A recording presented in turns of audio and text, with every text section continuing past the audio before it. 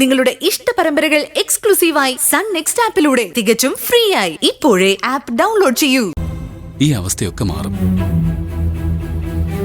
ഇപ്പൊ എന്തായാലും മനസ്സമാധാനത്തോടെ ഇരിക്കേണ്ട സമയം. നിന്റെ അനിയന് പേടിച്ചതുപോലെ കുഴപ്പമൊന്നും ഉണ്ടായില്ലല്ലോ. ഇപ്പൊ ഡിസ്ചാർജായി. പിന്നെ ഇനിയിപ്പോ വീട്ടിൽ വരും, റെസ്റ്റ് എടുക്കും. അത് കഴിഞ്ഞ് സുഖാവും, നടക്കും. അവൻ പഴയതുപോലെ ആവണം. ഞാനും അത് പൂർണ്ണമായിട്ടും ആഗ്രഹിക്കുന്നുണ്ട്.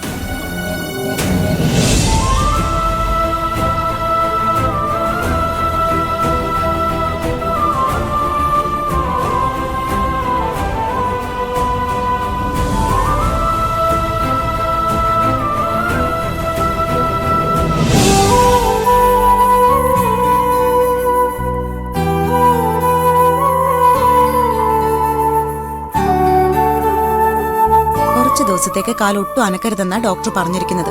ഓർമ്മയുണ്ടല്ലോ? ഇപ്പൊ വേദനയുണ്ടോ മോന്? അനങ്ങാതെ ഇങ്ങനെ ഇരിക്കുമ്പോ വേദനയൊന്നുമില്ലമ്മേ, ഒന്ന് ചരിയുമ്പോഴാ. അതാ അമ്മ പറഞ്ഞത്, കാലൊട്ടും അനക്കരുതെന്ന്. ഒന്ന് പുറത്തേക്ക് ഇറങ്ങാൻ തോന്നുമ്പോ അമ്മയോട് പറഞ്ഞാ മതി. വീൽ ചെയറിൽ അമ്മ എഴുന്നേൽപ്പിച്ചിരുത്തിക്കോളാം.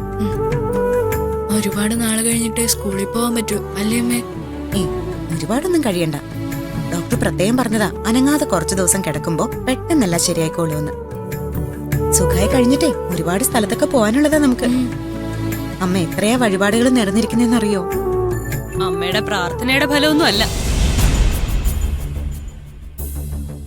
എന്റെ അനിയന് വേണ്ടി ഞാൻ പ്രാർത്ഥിച്ചിരുന്നു, ശരണ്യം പ്രാർത്ഥിച്ചിരുന്നു. അല്ലാതെ അമ്മയുടെ പ്രാർത്ഥന ഫലിക്കുമെന്ന് എനിക്ക് തോന്നുന്നില്ല. ആരുടെ പ്രാർത്ഥനയുടെ ഫലമാണെങ്കിലും കുഴപ്പമൊന്നുമില്ല. അത് അവകാശപ്പെടേണ്ട കാര്യമൊന്നുമില്ലല്ലോ. മോന് സുഖമായി വരുന്നു, അതല്ലേ വലിയ കാര്യം. കൂട്ട പ്രാർത്ഥനയുടെ ഫലമാണെന്ന് വിചാരിച്ചാ മതി. അതിൽ നിന്ന് അമ്മയെ ഒഴിവാക്കുമെന്ന് ഞാൻ പറഞ്ഞത്. ഇത് വരുത്തി വെച്ചതാരാ?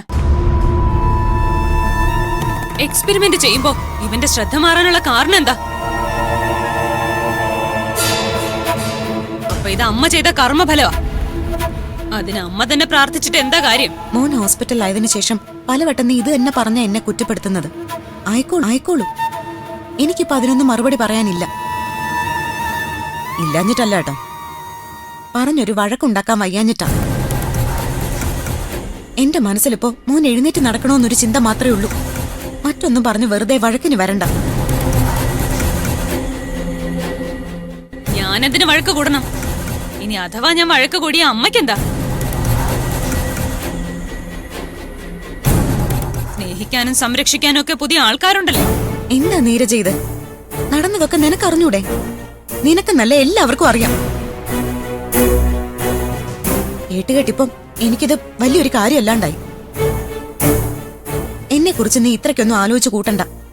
ഇതുവരെ ജീവിച്ചതുപോലെയൊക്കെ തന്നെ ഇനി അങ്ങോട്ട് ജീവിച്ചു പൊയ്ക്കോളാം ഞാൻ. ഇതുവരെ ജീവിച്ചതുപോലെ ജീവിക്കരുതെന്നാ ഞാൻ പറഞ്ഞത്. ഇനിയെങ്കിലും ഞങ്ങളെ പഠിപ്പിക്കുന്ന അച്ചടക്കം അമ്മയ്ക്കും ഉണ്ടാവണം. അല്ലെങ്കിൽ ദാ പുറത്ത് കാത്തിരിപ്പുണ്ട്. ഇവിടെ താമസിക്കാൻ ബുദ്ധിമുട്ടാണെങ്കിൽ അമ്മയ്ക്ക് അയാളുടെ കൂടെ പോയി താമസിക്കാമല്ലോ. ചേച്ചി, എന്തിനാ ഇങ്ങനെയൊക്കെ അമ്മയോട് പറയുന്നേ? വെറുതെ സങ്കടപ്പെടുത്താൻ. ഞാനല്ല മോനെ അമ്മയെ വെറുതെ സങ്കടപ്പെടുത്തുന്നത്. അമ്മ നമ്മളെയൊക്കെയാ. ചെല്ല്, കാത്തിരിക്കോ.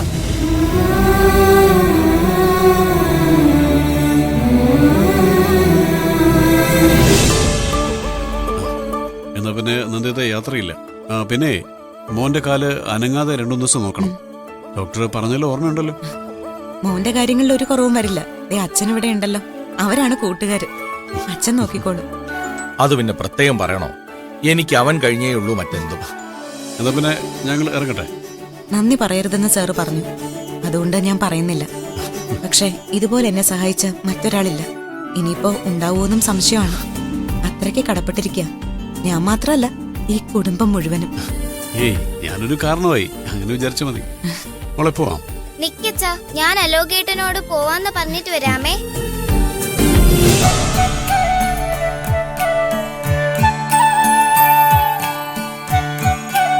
ഏട്ടാ, ഞാനും അച്ഛനും പോവാട്ടോ. ഒരു സ്ഥലത്തും പോവട്ടെ എന്ന് പറയായിരുന്നെന്ന് അമ്മ എപ്പോഴും പറയും. പോയിട്ട് വരാന്ന് പറ. പോയിട്ട് വരാം കേട്ടോ. എപ്പോ വരും? എനിക്ക് തന്നെ വരെ അറിയില്ലല്ലോ. അപ്പൊ അച്ഛൻ കൂട്ടിക്കൊണ്ടുവരപ്പ ഞാൻ വരും. എനിക്ക് അങ്ങോട്ട് വരാൻ പറ്റില്ലല്ലോ. കാല് വയ്യാതെ ഞാൻ എങ്ങനെ വരും? അല്ലെങ്കിൽ വന്നേനെ. കാല് സുഖാവല്ലോ, അപ്പ വരാലോ. അപ്പൊ എന്തായാലും ഞാൻ വരും. കുറച്ചു ദിവസം അനങ്ങാതിരിക്കണം നിളക്കുട്ടി. അനങ്ങിയാലേ കാല് പിന്നെയും വേദനയാവും. സൂക്ഷിക്കണമെന്ന് പറഞ്ഞു ഡോക്ടർ. ആ സൂക്ഷിക്കണം. അച്ഛൻ പറഞ്ഞല്ലോ ഏട്ടന് പെട്ടെന്ന് സുഖാവുന്ന്. സുഖമൊക്കെ ആവും. കുറച്ചു ദിവസം ഇങ്ങനെ കിടക്കണമെന്ന് മാത്രം. എന്നാ ഞാൻ പോട്ടെ ഏട്ടാ. ഞാൻ പറഞ്ഞു പോയിട്ട് വരാന്ന് പറയണോന്ന്. ശരി, പോയിട്ട് വരാം ഏട്ടാ. നിളക്കുട്ടി.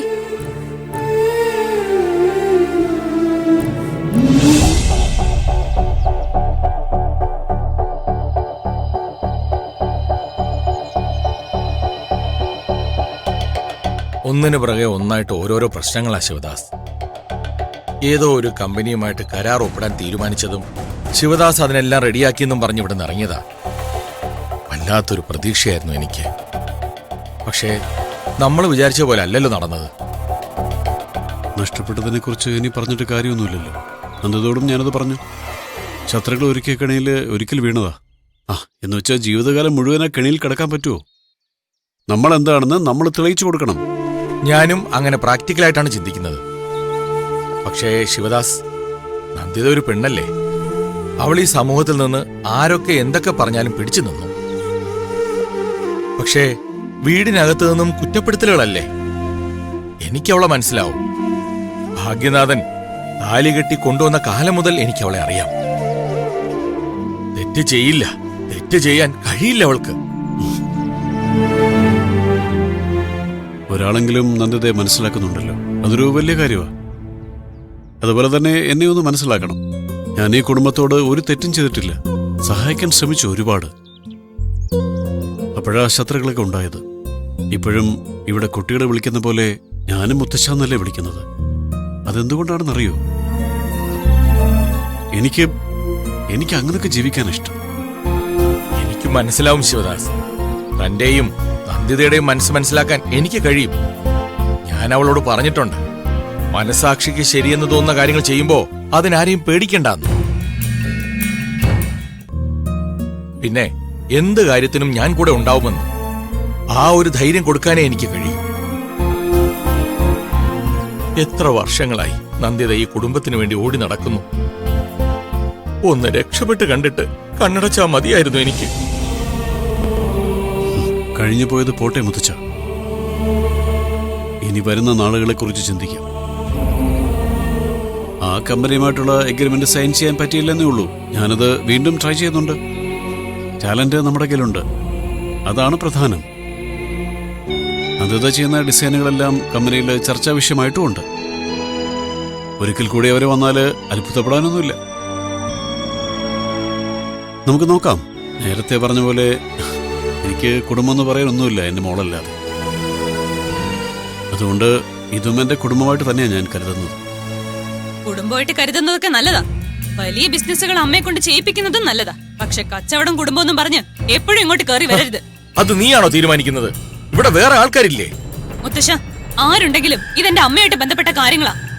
അമ്മയെ താലി കെട്ടിയിട്ടുണ്ടെങ്കിൽ നിങ്ങൾക്ക് വിളിച്ചോണ്ട് പോവാം, അവിടെ കൊണ്ടുപോയി താമസിപ്പിക്കാം. ഇവിടെ വന്നുള്ള കാഴ്ച അത് വേണ്ടെന്നാ പറഞ്ഞത്.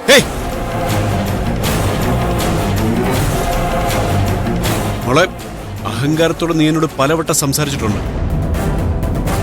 വളരെ അപൂർവമായിട്ടേ താക്കീതിന്റെ സ്വരത്തിൽ ഞാൻ നിന്നോട് തിരിച്ചു പറഞ്ഞിട്ടുള്ളൂ. നീ ഇപ്പോ താലികെട്ടിന്റെ അധികാരത്തെ കുറിച്ച് പറഞ്ഞില്ലേ? ആ അധികാരം ഉപയോഗിക്കാൻ അറിയാഞ്ഞിട്ടല്ല. വിളിച്ചോണ്ട് പോകണം, അല്ലെങ്കിൽ എന്റെ വീട്ടിൽ കൊണ്ട് താമസിപ്പിക്കണമെന്ന് പറഞ്ഞാല് ദാ പുല്ല് പോലെ നിമിഷ നേരം കൊണ്ട് ശിവദാസ് അത് ചെയ്യും. ആയുഷ്കാലം ഞാൻ വീട്ടിൽ താമസിപ്പിക്കുകയും ചെയ്യും.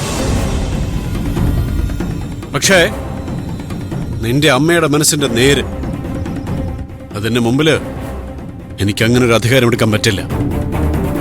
കാരണം എന്താണെന്നറിയോ?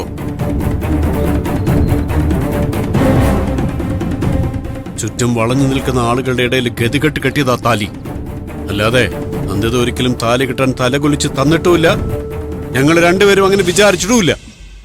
എനിക്കതൊന്നും അറിയില്ല. ബന്ധവും വിശേഷവും പറഞ്ഞ് ആവശ്യമില്ലാതെ ഇങ്ങോട്ട് വരരുത്. നിർത്തിക്കേ.